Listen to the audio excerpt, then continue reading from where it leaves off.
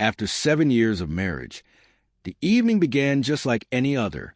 I had reserved a table at her favorite Italian restaurant, hoping to surprise her with a warm, quiet dinner. But as soon as we sat down, I sensed something was off.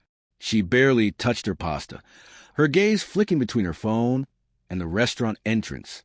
I brushed it off at first, assuming she was just tired from work. I had no idea what was coming. By the time the main courses arrived, I tried to break the tension with a light-hearted story from the office, but her expression remained distant. She stared down at her plate like it was foreign to her. Concerned, I asked if something was wrong. Her eyes met mine, empty, detached, and she said quietly, "We need to talk." I set my fork down, a heavy weight pressing against my chest. She drew in a steadying breath, like someone preparing to dive into icy water, and then she said the words that shifted my world off its axis. "I'm seeing someone else."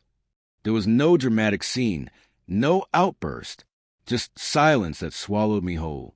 Around us, people continued eating, laughing, and chatting, completely unaware that my life had just been torn open. I sipped my water slowly before answering. "Thank you for being honest." That was all I could manage. She looked surprised. Maybe she had expected anger, tears, or some kind of desperate plea. But I didn't have the energy for theatrics. For months I had felt the distance, the late nights, curt replies, the fading warmth in her eyes. Part of me had already known. She began to explain herself, her words sounding rehearsed. She said it wasn't intentional, that their connection had just happened, that she never meant to hurt me. I listened in silence, nodding only to let her finish. When she was done, her eyes searched mine, maybe for forgiveness, maybe for relief from guilt. I offered her neither. Instead, I folded my napkin neatly, set it on the table, and said, "I hope it's everything you're looking for." For a fleeting moment, regret crossed her face, but it couldn't erase the truth she had revealed.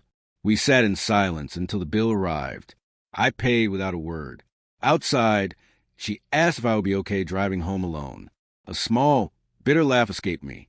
"I'll be fine," I said, stepping into the cool night air, finally free from the act we had both been clinging to. The drive home was quiet, my mind replaying memories like old film reels, our first date, our wedding dance, nights of laughter on the couch. But I didn't cry. I didn't break. I simply let the memories pass by, like clouds drifting across the sky. When I got home, I packed a bag and left that night. I needed distance, not just from her, but from the crushing weight of everything I had been carrying. I stayed with a friend, and for the first time in months, I slept without checking my phone. In the following days, I didn't reach out. She sent a few messages, but I left them unanswered. There was nothing left to say. She had made her choice, and now I had to make mine.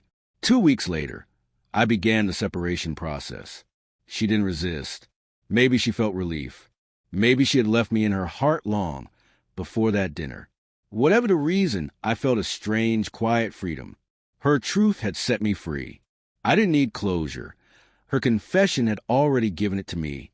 Now, each morning when I wake, I breathe easier knowing I no longer share my life with someone who didn't truly value it. Looking back, I have no regrets about how I responded that night. I walked away with dignity, and that was enough.